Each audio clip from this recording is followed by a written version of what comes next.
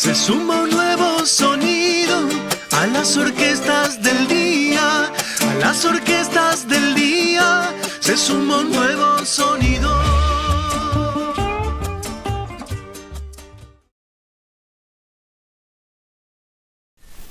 Vamos. Buenas, buenas, ¿cómo estamos? Aquí estamos nuevamente proponiendo una nueva entrega de esto que hemos denominado Videoclase, que es una propuesta para los estudiantes con la cual vamos compartiendo algunas unidades curriculares y en la que venimos analizando los procesos políticos, históricos, económicos, culturales de América Latina. Si ustedes se acuerdan, desde un principio a nosotros habíamos marcado que la intención de poder analizar estos procesos políticos, económicos, culturales, iban a tener un punto, una centralidad. Ese punto y esa centralidad tenía que ver con el colonialismo, ¿no? A partir de la conquista, de la invasión a nuestros pueblos, al territorio, el proceso de la consolidación de la colonización y, por supuesto, cómo a partir de ese colonialismo iba creciendo lo que hoy conocemos como el sistema capitalista. Por supuesto que vamos entendiendo en esta relación, en esta lógica, ¿no? No hay capitalismo sin colonialismo y no hay colonialismo sin capitalismo. Por eso la pregunta que quedaba dando vuelta y con la cual también hemos compartido y hemos discutido y debatido con los estudiantes es si persiste y de qué manera están presentes las lógicas de colonización, ¿no? Y en eso se disparaba también esta discusión sobre la colonización mental. Si bien es cierto que hubo un proceso a lo largo de la historia de reivindicaciones de soberanía, de derechos políticos, del derecho de decidir, de la decisión de los pueblos, la pregunta, el debate, la discusión sigue siendo a partir de también por dónde pasan y atraviesan estas colonizaciones. Hablábamos de la colonización mental, por supuesto, entendiéndola como esas matrices ideológicas dominantes, matrices que se fueron construyendo, ideas que se fueron armando, con el fin, por supuesto, de crear subjetividades, ¿no? Subjetividades que puedan ir entendiendo que hay una sola manera de mirar el mundo, subjetividades que se van construyendo para aceptar las imposiciones y, por supuesto, matrices ideológicas que tienen que ver con el disciplinamiento, con el control, con el orden, etcétera, etcétera. Entonces, la propuesta que nosotros venimos trabajando tiene que ver justamente con tomar ciertas pinceladas de la historia que nos permitan dar cuenta a nosotros cómo se fue construyendo esa hegemonía dominante, cómo se construyó ese poder de dominación, esa lógica destructiva, esa lógica de deshumanización. Es por eso que en la entrega anterior, en la cual habíamos compartido, habíamos visto también cómo dentro de esta matriz ideológica dominante y que tiene que ver con lo que habíamos señalado al principio, ¿no? Que el análisis tiene un punto de partida que es el tema de la conquista, de la colonización, de la dominación. Esa conquista que hemos sufrido hace cientos de años y que, por supuesto, tuvo esta característica que se le denomina como un gran etnocidio, ¿no? Y también esto que hemos hablado bastante sobre el memoricidio, ¿no? Esa destrucción de la identidad, esa destrucción de la memoria de los pueblos originarios. Y ese punto que es el de la conquista, el de la dominación, también tiene su antecedente. Por eso en la entrega anterior habíamos analizado cómo también la construcción de la simbólica y la aparición de las estructuras religiosas aparecen y fueron parte de este proceso en el cual, cuando se produjo la conquista y la dominación, no solo vinieron el ejército, sino también vino a la par la estructura religiosa, donde la justificación, la construcción simbólica, la interpretación de la deidad como una justificación de las atrocidades que hemos sufrido en estos pueblos de América Latina. Por supuesto que también hacemos un paréntesis y en esto vamos reivindicando en este campo religioso, así como decíamos que se trabajó para un proceso de dominación, para hacer un proceso de resignación a partir de lo que hemos conocido con la teología de la resignación, también han ido apareciendo hombres y mujeres del campo religioso desde una perspectiva mucho más liberadora, que se le denomina la teología latinoamericana o teología de la liberación. Esto digo para también decir que hay procesos emancipatorios también dentro del campo religioso. Bueno, más o menos esa entrega que habíamos hecho la entrega anterior tenía que ver justamente cómo el campo religioso, la matriz religiosa, también entra a formar parte del proceso de la lógica de dominación como una estructura de justificación, ¿no? De una manera de legitimar a partir y a través de la creencia de la construcción de una deidad que legitima y justifica los procesos de conquista, los procesos de dominación. También tenemos esta intención fuerte de poder ir usando la historia para ir recuperando algunos personajes, ¿no? A nosotros la mirada de la historia nos va a servir ciertas pinceladas de la historia, por eso decimos nosotros que el planteo que hacemos es un planteo mucho más general, ¿no? En líneas generales. Pero esos planteos de líneas generales a nosotros nos sirve para poder hacer una interpretación, para poder dispararnos, para poder proyectarnos, también para poder pensar este momento histórico, esto que nos atraviesa, también para poder dar cuenta de cómo y de dónde asumir el compromiso de la responsabilidad de ser parte de la construcción de una historia que tenga que ver con contrarrestar todas las dinámicas de deshumanización a lo largo de los tiempos, a lo largo de cientos de años.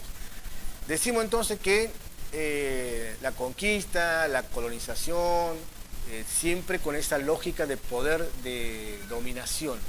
Y frente a esa lógica de construcción de poder y esa lógica de dominación, por supuesto están los procesos de resistencia, ¿no? Esos procesos que resisten, esos procesos que buscan emancipación, esos procesos que van buscando instancias de liberación a partir de una construcción colectiva, de una toma de conciencia, pero sobre todo cuando uno entiende que la materialidad de la vida está en juego, ¿no? Cuando la vida está en riesgo, amenazada y en peligro, es donde emergen estas decisiones fuertemente para repeler todo aquello que atenta contra la vida. Habíamos entonces indicado el punto de partida, analizar esto de la colonización. Y me gustaría que podamos ver cómo se fueron dando en estos territorios la ruptura del pacto colonial en América Latina, cómo se fue rompiendo la estructura, cómo se fue rompiendo la estructura del pacto colonial en América Latina. Hemos celebrado ayer, el 25 de mayo de 1810, con mucha alegría, todo lo que significó y lo que va a significar para nuestro territorio, estos procesos de ir pensando en emancipación, ¿no? Y en estas claves donde es importante seguir analizando de manera dinámica, de manera colectiva, de manera actualizada, nuevas rupturas, ¿no? De colonialismo, nuevas rupturas de dominación. Y en esto de ir tomando pinceladas de la historia, vamos a recuperar en esta idea de la ruptura del pacto colonial lo que aconteció allá en el siglo XVIII en una colonia francesa, Santo Domingo,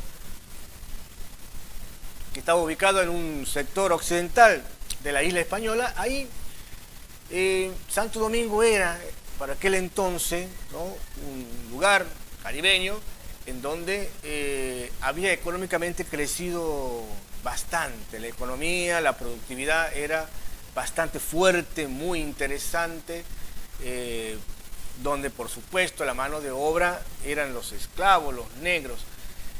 Antes de la Revolución Francesa se dice que por año llegaban esclavos negros en una cantidad bastante significativa. Se hablaba de 30.000 negros que venían del África para trabajar en las plantaciones, ¿no? Haití es el lugar, que ahora se llama Haití, es el lugar que todavía sigue existiendo una deuda mundial muy grande con la población, ¿no? En donde la miseria, el hambre, la marginalidad, la exclusión, los abusos, la prostitución, las violencias que hay hoy en día, sigue siendo una deuda muy grande para los gobiernos mundiales, ¿no? Y digo esto porque Haití, en ese territorio, en los siglos XVIII, fue el lugar donde comenzó a pensarse esta posibilidad de soñar la liberación, de comenzar a pensar el tema de los procesos de emancipación. Esta situación tan cruenta, tan fuerte y tan cruel, comienzan a gestarse un movimiento de resistencia, un movimiento de rebelión para lograr obtener la abolición de la esclavitud. Ya en el año 1791 había comenzado a aparecer estos procesos, estos movimientos para lograr la abolición de la esclavitud. Por supuesto que esto movilizó a las autoridades francesas, ¿no? Esa gran rebelión que significó también la quema de ciertas plantaciones, movilizó la estructura del poder de las autoridades de Francia.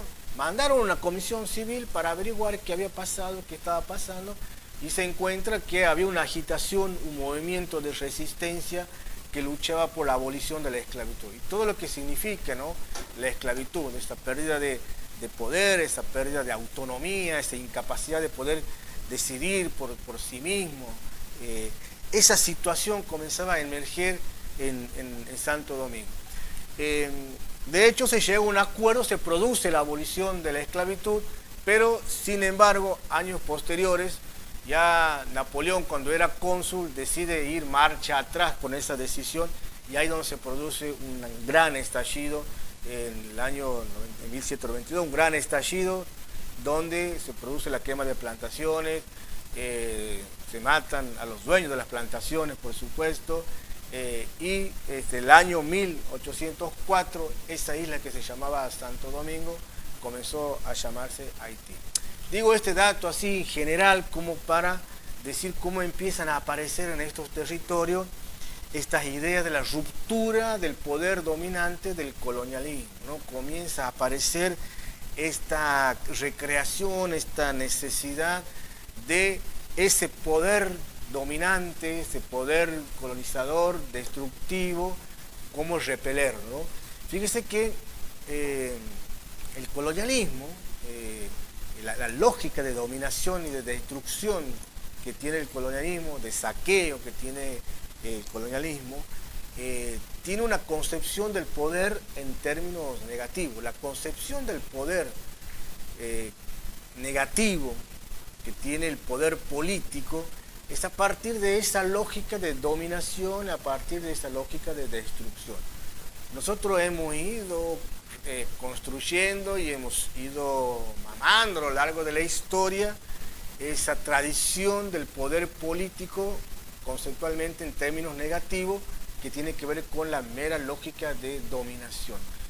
Frente a esa lógica del poder de dominación, de esa concepción negativa del poder político, es cuando aparece esta necesidad, que hasta el día de hoy sigue siendo una gran responsabilidad de las ciudadanías, poder reconstruir el poder político desde un concepto mucho más positivo, ¿no? Y cuando hablamos del poder político en conceptos positivos, hacemos referencia a la defensa de la vida, a la defensa de la materialidad de la vida, en donde es la vida colectiva, comunitaria, que frente a las constantes amenazas de vulnerabilidad se constituyen en una resistencia en defensa de esa propia vida. Eso fue lo que aconteció en esa gran rebelión en Haití. Eso fue lo que fue dando pistas y pautas de lo que en realidad se repele la comunidad, en lo que sale con fuerza, no es nada más y nada menos que la defensa de la vida misma, ¿no? Importante, interesante poder plantear esto, porque todavía sigue siendo, como lo habíamos dicho anteriormente, la modernidad sigue teniendo estas deudas, ¿no? Estas deudas sociales para los pueblos de América Latina, ¿no? Y poder comenzar a pensar esto del poder político en términos positivos también implica e involucra cada vez más la manera de participar colectivamente de las diferentes entidades para ser parte de las tomas de decisiones de emancipación, de dignidad, de proyectos políticos inclusivos y abarcativos. Bueno, eso fue lo que aconteció en ese momento de la historia, ¿no? Sin embargo, ya siglo XIX, Francia ya estaba gobernada por Napoleón. Ese mismo Napoleón, que cuando todavía era cónsul y había ido marcha atrás con esta idea de no le demos la libertad a los negros, que produjo toda esa gran rebelión, Napoleón llegó a gobernar Francia y también comenzó a construir esta lógica de hegemonía y de dominación en Europa. Fíjense cómo en la entrega anterior nosotros habíamos hablado de esto, ¿no?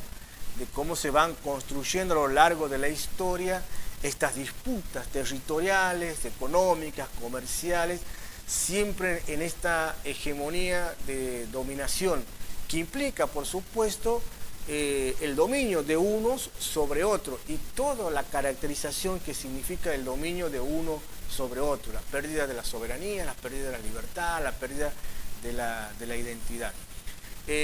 Por cierto, es que Napoleón llega con ese proyecto, gran idea de hegemonizar, colonizar, conquistar toda Europa.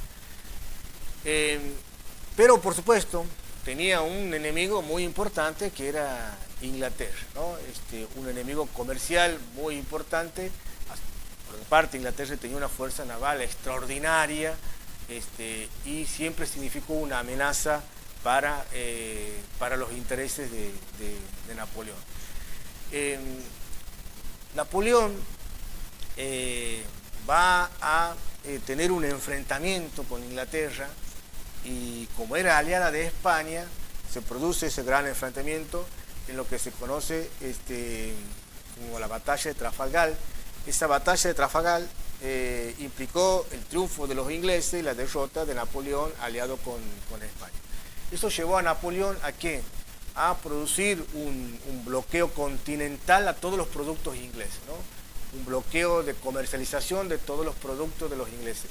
Bueno, fíjense cómo esa lógica de siglos anteriores de producir los bloqueos de comercialización a ciertos países por no responder a la hegemonía dominante de las intenciones de un poder único y hegemónico, no son ajenas a nuestra historia, ¿no? Nosotros hemos visto cómo en estos últimos tiempos, en estos últimos años, esto de los bloqueos comerciales es una lógica vigente hoy en la actualidad, ¿no? Para decir que responden esas matrices ideológicas de conquista, de dominación, de acumulación de territorio, de ganancia, etcétera, etcétera. Lo cierto es que en esa gran discusión, esa gran disputa de Napoleón por conquistar estas grandes hegemonías, aparece Portugal como mojándole la oreja a Napoleón y no hace caso a ese bloqueo y comercializa con Inglaterra. Napoleón, por supuesto, se enoja, se enfurece y dice, bueno, vamos a castigar a los portugueses por desobedecer, vamos a castigar a los portugueses por desafiar este poder único, hegemónico. Entonces vamos a pedirle permiso a España, porque bueno, obviamente Francia no limita con Portugal, entonces necesitaba, para llegar a invadir a Portugal, necesitaba pasar por España, ¿no? Le piden una autorización a España, pasa Napoleón con todas sus tropas y en eso que van pasando con las tropas, Napoleón toma prisionero a Fernando VII, lo toma en cautiverio a Fernando VII.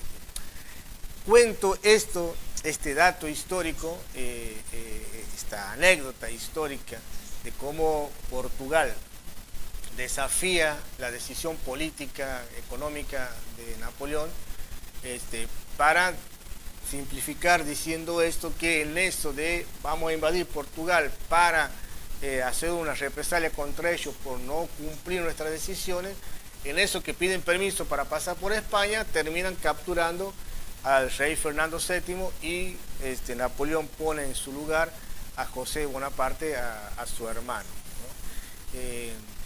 Ese dato importante porque comienza a haber un gran replanteo ahí, ¿no? Ya no estaba Fernando VII en el trono, sino que en su lugar estaba el hermano de Napoleón, José Bonaparte. Y ese poder absoluto que estaba antes de este hecho que acabamos de indicar en manos del monarca de Fernando VII, comienza como a tener un giro de pensamiento en el pueblo español, porque claro, no estaba el rey donde se depositaba la suma de todos los poderes, y empieza como a gestarse esta idea de la soberanía del pueblo, ¿no? El pueblo comienza a tener esta preocupación, ya no está Fernando VII, ¿qué hacemos? Y aparece un principio jurídico, políticos nuevos, algunas orientaciones ideológicos, y entre eso aparece el principio de la retroversión. ¿Qué es el principio de la retroversión de la soberanía? Bueno, esto, al no estar el monarca con el poder absoluto, este principio de retroversión de la soberanía significa que el poder vuelve al pueblo. Entonces es el pueblo el depositario del poder. Fíjate qué interesante esto, ¿no? Porque es el mismo pueblo español cuyos monarcas fueron los grandes ideólogos de la conquista, de la dominación, del saqueo, de las grandes genocidios, etnocidios en nuestros territorios. Y cuando el pueblo español siente en su misma propia carne y en su vivencia histórica ese sentimiento de invasión, de opresión, de invasión, es cuando surge esta idea, este principio de la soberanía del pueblo. Es el pueblo entonces ahora que tiene el poder, como para contrarrestar a Fernando VII, pero también sobre todo porque sienten amenazadas sus intereses, sienten amenazada su vida, la materialidad, la comunidad, siente la gran amenaza del gran poder de Napoleón. Entonces, esta necesidad de la defensa de la materialidad de la vida, que en definitiva es lo que supone y por donde pasa la lógica del poder positivo, que tiene que ver con la defensa de la comunidad o del pueblo, es lo que experimenta España, ¿no? Entonces, siempre que está la amenaza de la vida en común, en comunidad, emerge este sentimiento de resistencia en defensa de la vida. Fue así que comenzaron, por supuesto, los españoles a crear las juntas de gobierno. En todo el territorio comenzaron a crear las juntas de gobierno. Cada junta de gobierno que discutía, debatía la defensa de la soberanía del pueblo de España frente a la dominación de Napoleón. Todas esas juntas de gobierno estaban unificadas en una junta central. Ese hecho histórico, esa situación produjo una reacción también en América, ¿no? Al no estar Fernando VII en el trono, la pregunta era, bueno, ¿quién tiene el poder ahora? ¿No? ¿Cómo repercute eso? ¿Qué reacciones hubo aquí en América? Y todavía sigue siendo una nostalgia. Yo me acuerdo que un presidente hace un poco años atrás le pidió perdón al rey, ¿no? Por haber pensado en esto de la emancipación, por haber cortado estos lazos de dominación, por haber ido en contra de la lógica de dominación, ¿no? Un presidente argentino que pidió disculpas al rey de España por haber llegado a pensar esos principios emancipatorios. ¿No? Digo eso para que también tengamos memoria de cómo las matrices ideológicas siguen estando presentes y siguen estando vigentes. Y también digo esto porque cuando se produce ese hecho de la ausencia del monarca, de Fernando VII, al cual nosotros respondíamos, la gran pregunta era ¿qué hacemos ahora? Y sin embargo también frente a esa gran pregunta ¿qué hacemos ahora? Un sector quiso seguir siendo leal a la monarquía española, quiso seguir siendo leal a España, ¿no? Esa relación de dependencia con la lógica del poder de dominación no se podía cortar a buena primera, entonces había una gran fracción, una gran lógica. En eso, por supuesto,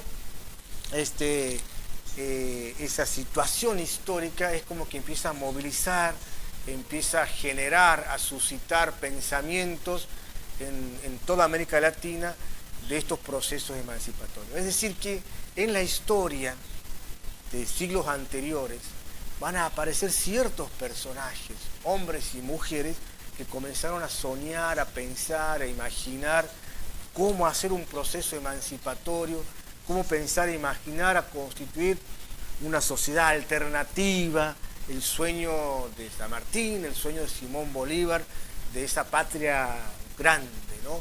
Que no era economicista, no era capitalista. Los sueños y los principios de San Martín y de Bolívar eran sueños que tenían que ver con la dignidad de los pueblos, el respeto de los pueblos, la soberanía de los pueblos. Muy distinto a la lógica de la historia o del relato histórico que nosotros hemos aprendido años anteriores, tal vez nosotros que somos más viejos, de esta tradición de la historia mitrista, como se dice, ¿no? En donde no está muy en claro qué es lo que querían San Martín o Bolívar, o solamente pinceladas de decir querían el sueño de una patria grande, pero pasa como muy desapercibido. No era financiera, no era capitalista, no era en la lógica colonial, no era en las lógicas de dominación. Por eso es importante recuperar y resignificar en estos tiempos esos sueños de esos procesos emancipatorios. De hecho, en esto que nosotros veníamos hablando de los procesos emancipatorios, recuperamos ahí un poquito también la figura de Simón Bolívar y la figura de San Martín. Había un virreinato, ¿no? Estaba el virreinato del Perú, el virreinato del Río de la Plata, pero también estaba el virreinato de Nueva Granada. Ese virreinato de Nueva Granada, complejo por supuesto, amplio, muy amplio, es lo que nosotros conocemos hoy los países que lo constituían, que eran Ecuador, Venezuela, Panamá, formaban parte, Colombia formaban parte de ese virreinato de Nueva Granada. En ese virreinato de Nueva Granada es donde también comienzan a aparecer los grandes focos de resistencia. En esos focos de resistencia es donde empieza a emerger la figura central de Simón Bolívar. Por supuesto, muchas luchas, muchas tensiones, muchas contradicciones, muchas traiciones también, pero el sueño latente, vigente, de poder constituir un espacio, territorio americano, latinoamericano, en proceso emancipatorio, seguía estando con mucha fuerza. Hubo movimientos de resistencia, pero por supuesto el poder español, el ejército español, era un ejército bastante poderoso. En 1816, frente a las sublevaciones, frente a la resistencia que comenzaban a aparecer, aparece de vuelta y con mayor preponderancia, de vuelta el ejército de los españoles, tomando posición, controlando el virreinato de Nueva Granada, poniendo un poco de orden y de equilibrio en toda la zona. En esa situación, por supuesto, compleja, en donde también se veía cómo se iba perdiendo ese sueño, aparece un gran personaje, ¿no? En la historia, que es José Páez. José Páez, un personaje de los llanos en Venezuela, comienza a movilizar y comienza a impulsar, a proponer, y llega a tener en un momento un movimiento interesante de resistencia al que Simón Bolívar se entera de ese gran movimiento de resistencia, lo fue a visitar, ¿no? Vía Río Orinoco, llegó a la costa, fue a visitar, y ahí comenzaron a imaginar una locura, una utopía, un sueño de poder cruzar también, como lo hizo San Martín, los Andes occidentales, y poder librar una batalla que le va a permitir a partir de ese momento poder pensar la recuperación y la plena independencia. Esa batalla de Boyacá, que se la conoce, es cuando Simón Bolívar comienza a pensar con Páez la posibilidad de armar un ejército de resistencia que termine de contrarrestar todo ese poderío, y en eso que iban caminando por los llanos y que después empiezan a hacer la travesía de los Andes, mucha gente se le iba sumando, el pueblo iba sumando detrás de este sueño de liberación, de este sueño de emancipación. Lograron esa gran batalla en Boyacá en 1819, y que fue un punto de inflexión también, ¿no? Fue el punto de entender de que los pueblos de América Latina podían al fin poder lograr ese gran sueño de emancipación. En 1820, Simón Bolívar, así vamos hablando en rasgos muy generales, logra derrotar a los realistas en la batalla de Carabobo, lo que logra asegurar la liberación de Caracas con respecto a las fuerzas realistas. Hay un encuentro interesante en Guayaquil que cuenta la historia, donde se encuentra San Martín y Bolívar, ¿no? Que para volver a tener esa imagen, ¿no? Esa imagen, esa foto que todavía debe seguir recreándonos esta necesidad de la imaginación, de seguir pensando en nuevos procesos de emancipación. Ese encuentro en donde San Martín le otorga las fuerzas a Bolívar para que continúe con este proyecto emancipatorio, con este proyecto político de liberación. De hecho, bueno, Bolívar llega al Perú, también el Congreso de Perú lo habilita, le otorga toda la facultad para poder llevar adelante esa campaña, y en 1824, en la batalla de Junín, el triunfo de Bolívar comienza a asegurar ya el proceso de la independencia, ¿no? Sucre también va a librar su última batalla en Ayacucho, que va como a ir ya definiendo este proceso emancipatorio en América Latina. Decimos esto así en rasgos muy generales, vamos tomando pinceladas, momentos de la historia. Primero para decir que a lo largo de la historia aparecen personajes, hombres y mujeres, con una visión, con una proyección, con un sueño de utopía que tiene que ver con la liberación, la emancipación, la dignidad de los pueblos, ¿no? Y detrás de esos personajes, hombres, mujeres que van apareciendo, detrás de esa mística, un pueblo que comienza a entender que es posible, ¿no? Que es posible la emancipación. Y aquí aparece, y vamos terminando con esta entrega, ¿no?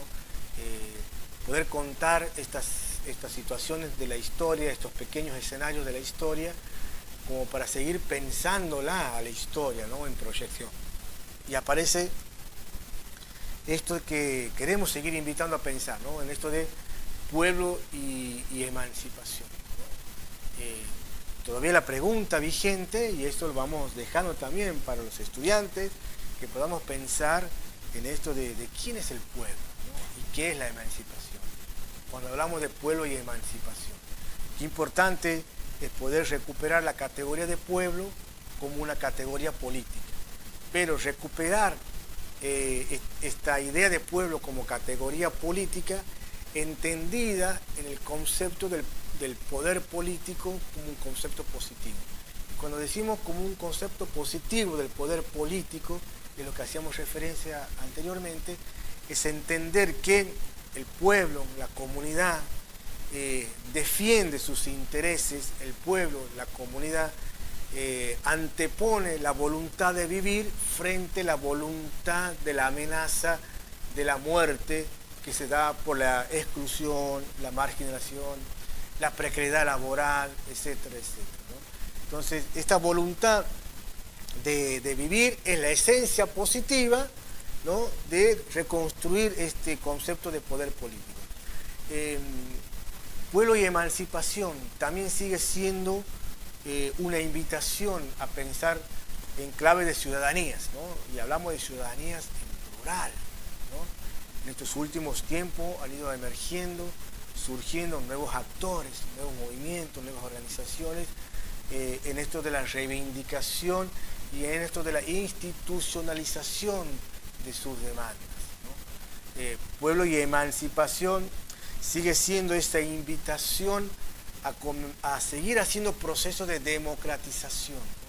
Porque hay muchas cosas por democratizar, muchos espacios por democratizar, muchos ámbitos que necesitan este proceso de democratización.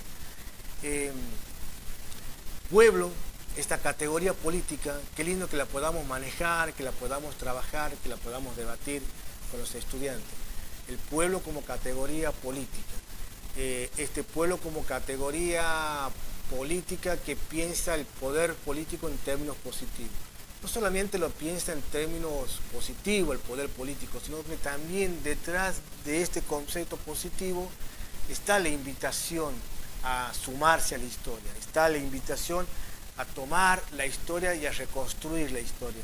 Y esto implica, por supuesto, procesos de organización, ¿no? Así cuando comenzó a producirse la ruptura colonial con España y comenzaron los procesos de emancipación a partir de la organización, de los procesos de organización para pensar la reivindicación, para pensar la liberación. Esto de la organización, de pensar en estar organizado, de pensar colectivamente, proyectos colectivos, es lo que uno va entendiendo al pueblo como una categoría política. Y en eso que entiende al pueblo como categoría política, en una concepción de poder positivo, en donde los intereses que se van buscando son los intereses de la mayoría, es donde vamos entendiendo que este proceso de emancipación, este proceso de la independencia que comenzó años, siglos anteriores, tiene una vigencia todavía presente, ¿no? Nosotros como ciudadanos, como ciudadanas, tenemos esta responsabilidad de asumir la historia, de asumirla desde la política, entendiendo los principios de la política y entendiendo que la democracia tiene que ver con esta capacidad de poner en visibilidad las demandas, en poner en visibilidad situaciones que nos agobian. Por supuesto, ahí aparece el conflicto, por eso hablamos que la democracia es este conflicto, ¿no? Bueno, dejamos esto aquí, este pequeño disparador, ¿no?, para que podamos pensar. 25 de mayo, vamos a tener la fecha del 9 de julio de la independencia también en otros países que se fueron dando, pero que no la veamos como un hecho histórico ahí clavado, anclado, sino que la veamos desde el dinamismo, desde la dinámica, desde la acción, de sentirnos sujetos colectivos, parte de esta historia, que podamos ayudar a tener sociedades alternativas, recuperar esta dimensión política que tenemos, ¿no? En esto de entender a la politicidad, como muchas veces hemos hablado, ¿no? La politicidad, esa dimensión que tenemos, que la podemos nosotros entender de dos maneras y vivirla de dos maneras. La politicidad, entenderla de manera pasiva, o la politicidad, esa dimensión que nos mueve, entenderla de manera dinámica, ¿no?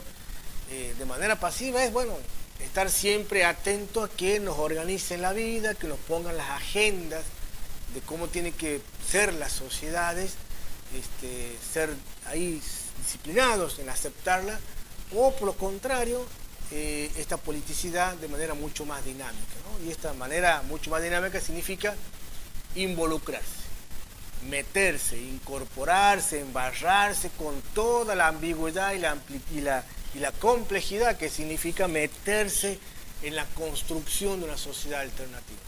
Porque en esto que te metes, en esa complejidad que te vas metiendo, no hay perfecciones, no hay puritos, ¿no? Siempre hay situaciones por resolver, hay situaciones incómodas, Pero lo importante es asumir la historia, entendiendo en que uno se puede equivocar y entendiendo que uno la puede reparar. Ahí está uno de los principios también de la política, o entender a la política en su bondad, la bondad de la política. ¿Por qué es buena la política? Porque tiene esta capacidad, esta posibilidad de que si tomamos una decisión y la hemos tomado mal, tiene la posibilidad de corregirla, ¿no? Pero para que se pueda corregir, tiene que haber algunos que digan, che, esa decisión no es la correcta, tiene que ir por aquí. Bueno, para eso estamos invitando, tirando, proponiendo que podamos revisar la historia, resignificarla en estos tiempos. Ese juego de la historia, de los personajes, esos escenarios que han ido apareciendo y que van a seguir apareciendo, que a nosotros nos permita poder recrear nuestra dimensión política, que nos permitan recrear las utopías, que nos permitan recrear los sueños, que nos permitan imaginar de qué manera colectiva podemos seguir aportando y podemos seguir acompañando los procesos de emancipación. Así que bueno, los dejo para que podamos seguir pensando. Ahí vamos a compartir también un material de lectura para que lo podamos después debatir en los grupos y nos vemos en el próximo encuentro. Muchas gracias. Hasta luego.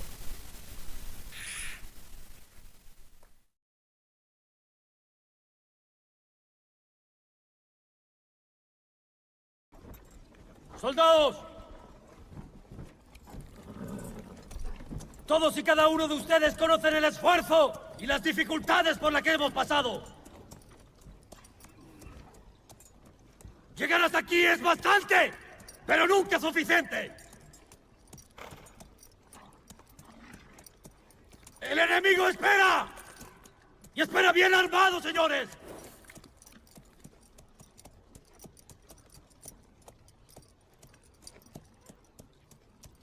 ¡Son la esperanza de la América!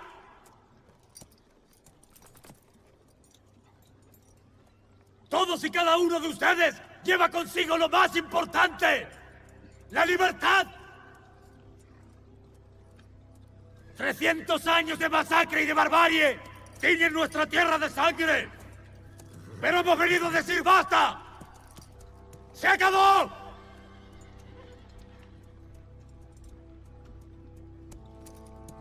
¡Soldados! Se me llena el corazón al ver tantos guerreros dispuestos. Nuestros hijos y los hijos de nuestros hijos recordarán este momento con orgullo. Porque le dejaremos una tierra digna de ser vivida. Donde puedan sembrar, crecer y prosperar, libres de toda cadena. Donde cada hombre pueda decidir su destino, sin importar su color, su linaje, su procedencia, y qué carajo. Porque todos somos iguales ante el Supremo, así como somos iguales ante la muerte. Porque cualquier hijo de mujer merece ser libre, de una vez y para siempre. ¡Seamos libres! ¡Que lo demás no importa nada!